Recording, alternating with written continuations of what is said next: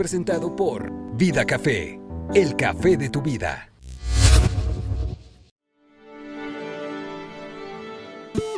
Amigos, amigas de Triple R, amigos de Chicago que la están pasando muy difícil por el coronavirus. Este bicho ya ha matado a 45,000 personas en el mundo. Hay 1 millón de personas infectadas, pero sus efectos en la economía han sido devastadores. Y Zacatecas no es la excepción. Ha habido y hay problemas muy difíciles. Estamos con Alejandro Enríquez Suárez del Real, presidente de la Coparmex Zacatecas, para revisar este problema. Don Alejandro, cuéntenos, háganos un diagnóstico rápido de cuál es la situación de las empresas en Zacatecas a consecuencia de estos primeros 3 meses del coronavirus. Yo me iría, ¿qué tal? Buena tarde, buen día. Yo me iría un poquito más atrás a estos 3 meses porque las consecuencias que estamos viviendo en estos 3 meses son derivadas de erráticas decisiones de más tiempo. Y lo dividiría en dos, muy sencillo. Yo tengo casi 3 años o más diciendo que en Zacatecas no hay un proyecto de desarrollo económico de Estado, o sea, una política de Estado, una política pública de Estado que esté enfocada al desarrollo económico.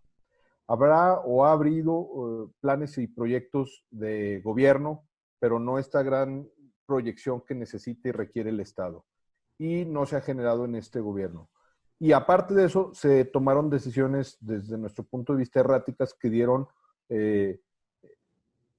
efectos en la economía que nos tiene ahorita al borde a muchas empresas de una situación muy compleja, como el aumento de impuestos al inicio de este sexenio, que pueden visualizarse desde dos puntos de vista: mayor recaudación, pero no necesariamente eso genera mayor desarrollo ni mayor economía.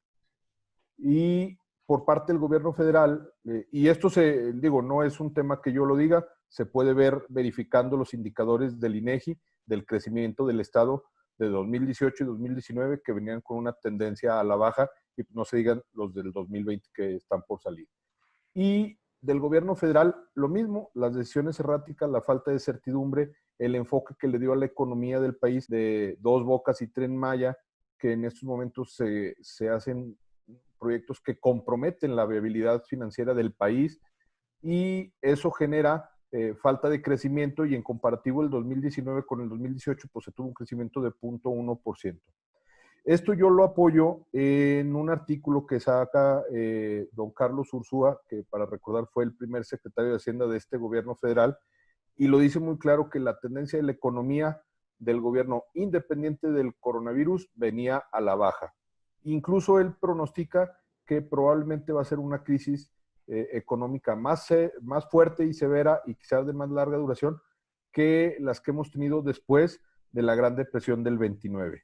Y señala con datos muy puntuales, la del 83, que tuvo un crecimiento negativo o decrecimiento en el Producto Interno Bruto de menos 4.4%, la del 95, y lo dice, él le pone nombre y apellido, esa es derivada de las políticas de López Portillo.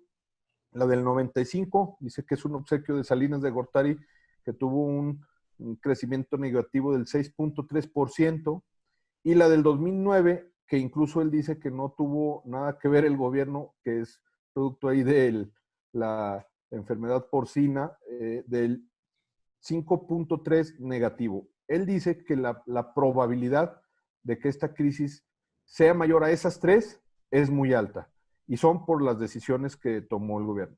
Todo esto nos ha hecho que a empresas que están viviendo prácticamente al día a día o con créditos y préstamos, pues una situación de contingencia o emergencia sanitaria como la que estamos viviendo, pues las puso al borde de la quiebra, o algunas ya están cerrando por falta de liquidez o por orden del gobierno. estos son los inicios de los efectos de esta crisis derivada del COVID. Yo lo cerraría este comentario haciendo una analogía que cuando agarran a un criminal, tiene nombre y apellido, pero regularmente los conocemos más por el alias.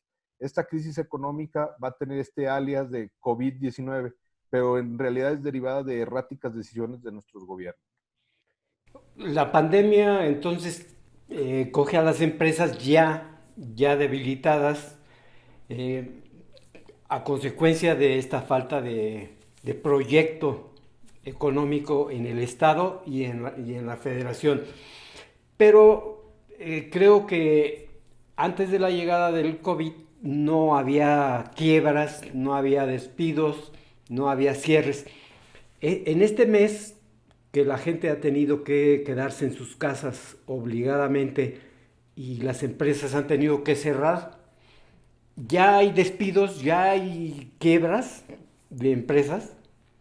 Sí, ya hay empresas que por su misma actividad tuvieron que cerrar. Habrá que ver si soportan este cierre temporal, como son los restauranteros, ¿no? Ya hay restaurantes cerrados por su propia actividad. Habrá que ver si les permite, después de esto, volver a abrir, ¿no? Esperemos que así sea. Yo lo haría una analogía muy clara. Teníamos un barril de pólvora abajo de la economía del país y del Estado. No es solo una situación que ataña solo a las empresas, sino de la economía del país y del Estado. Y venía prendiendo la mecha y venía recorriendo. Lo que hizo el COVID-19 es agilizar ese proceso y detonar esta crisis económica con mayor celeridad y con mayor contundencia. ¿Por qué digo con mayor contundencia? Tristemente, lo digo, Zacatecas es un estado connacional por la necesidad, es decir, cuando la gente se nos apretaba aquí, una solución es pues que nos mandaban dólares y eso pues ahora se va a apretar porque la gente en Estados Unidos también se está quedando sin trabajo y va a haber menos remesa. Pero otra válvula de escape era, pues se apretaba aquí, no había trabajo aquí, y migraban a Estados Unidos. Yo creo que difícilmente encontraremos un zacatecano que no tenga un familiar cercano, digo cercano, directo, primo, hermano, tío, que estén en los Estados Unidos o en alguna otra parte del mundo por situación económica, no por otra cosa. Y ahora esa válvula de escape se nos cierra esa posibilidad, es decir, tampoco va a haber gente que pueda migrar a Estados Unidos para solventar esta situación económica que se nos presenta en el país. Esto nos hace un replanteamiento a la situación económica del país y del Estado. Tendremos que hacerlo. Oiga, don Alejandro, pero el gobierno de Alejandro Tello acaba de eh, plantear un programa de apoyo a las empresas, de apoyo al empleo, de apoyo a los trabajadores a raíz de esta pandemia. ¿Ustedes lo ven incompleto, lo ven limitado, lo ven rabón? Lo vemos en la medida de sus posibilidades. Para ser muy puntuales, se le tiene que reconocer, porque esa es la verdad, nosotros no tenemos ningún empacho en decirlo, la voluntad y la disposición del gobierno del Estado a impulsar y mantener estas fuentes de empleo, porque ese debe ser el enfoque de ayuda a las empresas, mantener las fuentes de empleo, no salvar empresarios. Y lo digo con la responsabilidad que esto implica por ser representante de un gremio empresarial, pero el enfoque debe ser salvar empleos. Se le reconoce ese esfuerzo, pero es insuficiente.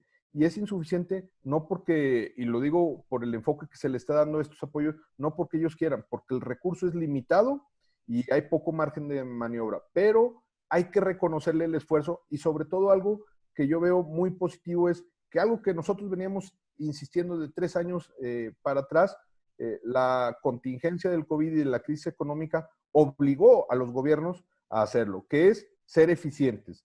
Es bueno que lo hagan, lo triste o lamentable es que lo hagan forzados por una contingencia. ¿Y a qué me refiero a ser eficientes? Dicen que ya no van a contratar asesores, se propusieron pagarle a las empresas que se les debía, cosas que demostraban que o jineteaban la lana o estrangulaban la propia economía cuando tenían la posibilidad real de pagarle a estas empresas y eso reactivar en cierta medida una parte de la economía. Hay un programa de créditos del Fondo Plata. ¿Esto sirve en este momento a los empresarios contratar un crédito? Sí, porque hay empresas que sí lo van a poder soportar o liquidar posteriormente. El crédito me parece que en términos generales eh, son buenos, porque es una tasa muy blanda, y lo digo para ser muy puntual, el 5% anual, pues en realidad es una tasa muy blanda. Habrá empresas que tendrán que medir bien el efecto de pedir este crédito, porque bueno, es un crédito, habrá que pagarlo. Y Pero si podrán no ese crédito hay, no hay solventarlo. ventas ahorita, están cerrados los negocios, ¿para qué contrato un crédito? Dieron un plazo de gracia de 6 meses en Tres el que meses. solo, de seis, de solo pagar el interés. Y para hacer números rápidos, si pediste 100,000 pesos, el 5% son 5,000, entre dos estás pagando alrededor de 400 y tantos pesos al mes. Que si una empresa pide un crédito y no tiene la capacidad de pagar eso al mes cerrado, pues muy probablemente no va a poder pagar el crédito, ¿no? Eh, y pues valdría la pena que se exploraran otras posibilidades. Eh, el problema es que el margen de maniobra del gobierno, yo digo que es muy corto y diría casi nulo. Y esto es derivado precisamente a políticas que se habían estado tomando.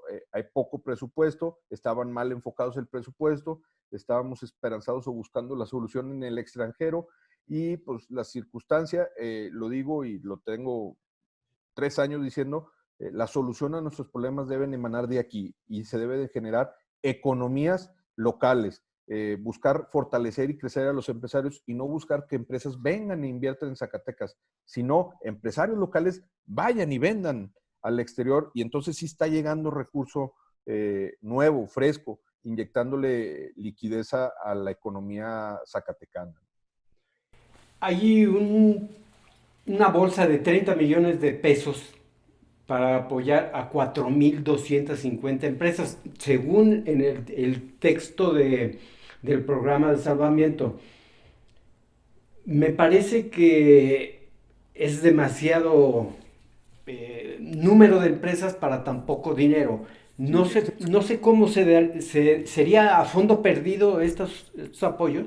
hasta donde yo entendí en la presentación, sí hay algunos que son a fondo perdido, y es para incluso apoyar economía que se le reconoce como informal porque no contribuye al erario público. Eso no quiere decir que no contribuya a la economía. Maneja dinero, vende, compra, y en algún momento entra en la economía formal ese recurso. Lo importante y el enfoque que se le está dando, hasta donde nosotros entendemos y nos parece correcto, es solventar el día a día de esas pequeñas empresas, de esos pequeños comercios que están viviendo al día a día para que puedan, y se oye muy grave el término, pero sobrevivir este mes o estos 2 meses sin nada de venta. Y sobrevivir, lo digo así tan tajante, porque con 6,000 pesos que se les está ofreciendo 8,000, 8,000. híjole, difícilmente una familia de 4 miembros, como es lo que maneja promedio el INEGI, puede solventar costos de vida, es decir, luz, agua y comida, ¿no? Ahí es donde falta una intervención urgente del gobierno federal para ayudar a esta situación, a estos grupos vulnerables que se ha mantenido al margen en el gobierno de ayudar a su población, como lo ha hecho cualquier gobierno en el mundo. Me preocupa después de esta contingencia. Si usted dice no ha habido una política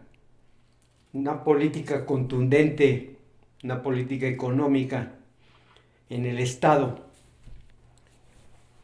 termina la crisis epidémica por ahí de junio, julio, según los cálculos del gobierno federal, y todavía le resta a este gobierno un año. ¿Qué va a pasar en este año si no tenemos una brújula económica? Creo, y lo he dicho constantemente también en estos 3 años, que este gobierno, por el enfoque que le quiso dar, por incluso la personalidad del gobernador, que me parece que es técnico y que él lo ha dicho, no es un tema que nosotros manejemos, no tiene mayor aspiración política, puede dejar algo que puede realmente hacer que trascienda su gobierno y su persona en el Estado, que es precisamente eso, dejar el rumbo, el proyecto de Estado que requiere y que nos merecemos los zacatecanos. Pero esto es dejarlo, no quiere decir que ellos lo hagan y ellos lo trabajen. Se tiene que, y es una de las propuestas que los organismos empresariales lanzamos al gobierno, se tiene que generar un comité de estrategia e inteligencia. Lo reitero, el margen de maniobra es muy poco en la economía local. Lo que tenemos que hacer es un proyecto creativo, inteligente, en el que participemos la mayor cantidad de actores económicos en el Estado para darle este enfoque de crecimiento y sobre todo de trabajo comunitario, pero de economía comunitaria, fortalecer el tejido empresarial y dejar ese gran proyecto en el que crezcamos de manera sostenida. Pongo ejemplos para no irnos al extranjero. Todos los estados de alrededor tienen este tipo de proyectos y, por ejemplo, en Guanajuato se revisa estos proyectos de largo plazo cada 6 años en el 5.º año de gobierno. Para ser muy puntuales, es un tema político de decirle a los candidatos del color que sean, este es el rumbo que tenemos que manejar. Ya tenemos proyecto, pero se tiene que afinar porque las circunstancias van cambiando. A mí me preocupa mucho que en Zacatecas, cuando alguien quiere incidir en política, lo ven negativo. Lo lógico sería que todo ciudadano estuviera haciendo permanentemente política, del tipo que sea participativa, económica, porque es la razón de ser del ser humano, de vivir en comunidad, hacer política. Lo que no debemos estar haciendo, en alguna manera, es política partidista. Es a lo que yo quiero entender que refieren a veces.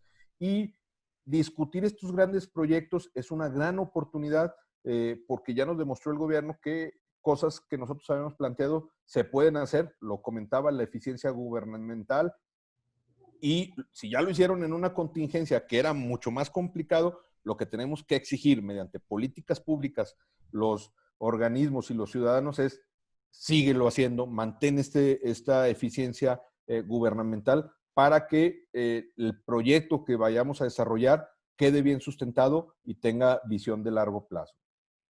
Don Alejandro, pues le agradezco mucho esta plática a larga distancia por la contingencia. Esperemos que salgamos bien librados y que nos podamos encontrar y sentarnos a platicar. Esperemos que así sea. Realmente, y todo el mundo sabe que las crisis son oportunidades si lo hacemos con inteligencia. Tenemos una gran oportunidad en Zacatecas. Hay quien maneja que para salir de esta crisis los estados del país que lo van a hacer de mejor manera son los que trabajan en el sector primario. Bueno, algo que nosotros antes veíamos como una parte negativa, que no le habíamos dado este valor agregado y somos grandes productores de muchas cosas del sector primario, pues aquí se abre la oportunidad para hacerlo. Le agradezco mucho, don Alejandro. Gracias, que pase buen día. Igualmente, hasta la próxima.